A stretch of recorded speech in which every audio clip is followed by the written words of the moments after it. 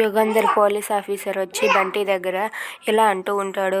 బంటి గారు, మీరు ఎవరిని పెళ్లి చేసుకున్నారు, మీ భార్య ఎవరు అని చెప్పి అడుగుతూ ఉంటాడు. ఆ మాటలకు బంటి అయితే నా భార్య అంజలి అని చెప్పి అంటూ ఉంటాడు. అవునా, అయితే మీరు ఆశను ఎందుకు పెళ్లి చేసుకున్నారని చెప్పి అడుగుతూ ఉంటాడు. ఆ మాటలకు ఆశను నేను పెళ్లి చేసుకోలేదు, నా భార్య అంజలి మాత్రమే అని చెప్పి బంటి అంటూ ఉంటాడు. ఆ మాటలకు అంజలి కూడా ఎందుకు అలా అడుగుతున్నారు అని చెప్పి అంటూ ఉంటుంది. మేము ఒక కేసు గురించి ఎంక్వైరీ చేయడానికి వచ్చామని చెప్పి అంటూ ఉంటాడు. ఆ మాటలకు అరుణ్ కూడా మీరేమీ ఎంక్వైరీలు చేయనవసరం లేదు, ఆశకు మాకు ఎలాంటి సంబంధం లేదు, అసలు ఆశ ఎవరో కూడా మాకు తెలియదు అని చెప్పి అరుణ్ అంటూ ఉంటాడు.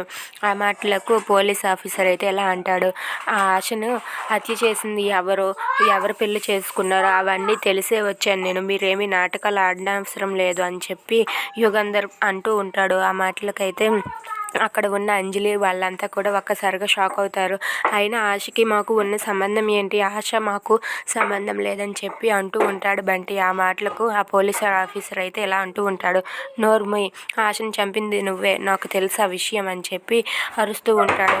ఆ మాటలకు అరుణ్ వాళ్ళు అయితే ఇప్పుడు ఏం చేయాలో తెలియక అలా మౌనంగా ఉంటారు. If you like this video please like, share and subscribe.